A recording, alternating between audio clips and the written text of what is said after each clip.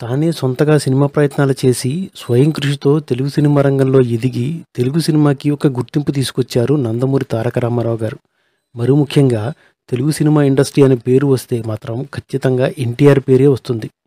ఆయన ఎన్నో పౌరాణిక, జానపద చిత్రాల్లో నటించి ఆయా పాత్రలకు మంచి గుర్తింపు తీసుకొచ్చారు. అప్పట్లో రామారావు గారంటే సెట్లో అందరూ భయపడేవారు.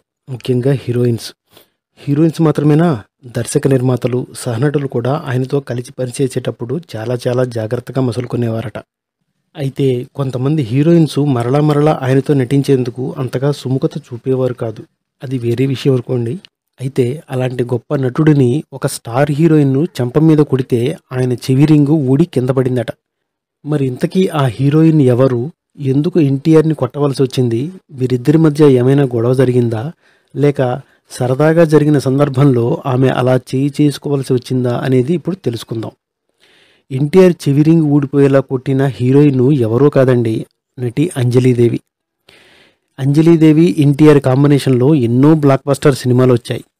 అదే క్రమంలో ఒకసారి పల్లెటూరి పిల్ల అనే సినిమా తెరకెక్కించే సమయంలో డైరెక్టర్ గారు రామారావు గారిని చెంపపై కొట్టే ఒక సన్నివేశం గురించి అంజలీదేవి గారికి వివరించారు. డైరెక్టర్ గారు సీన్ చెప్పినప్పుడు బాగానే ఉంది. తీరా కొట్టే సమయానికి ఆమె భయపడిందట. ఎంత ట్రై చేసినా కానీ అస్సలు మూమెంటే రాలేదట.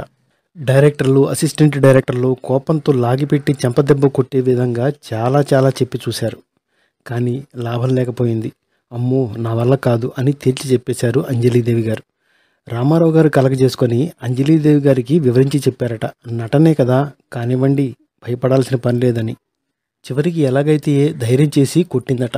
కానీ అది డైరెక్టర్ గారికి నచ్చలేదు. అలా 20 టేకుల వరకు తీసుకున్నారట ఆమె.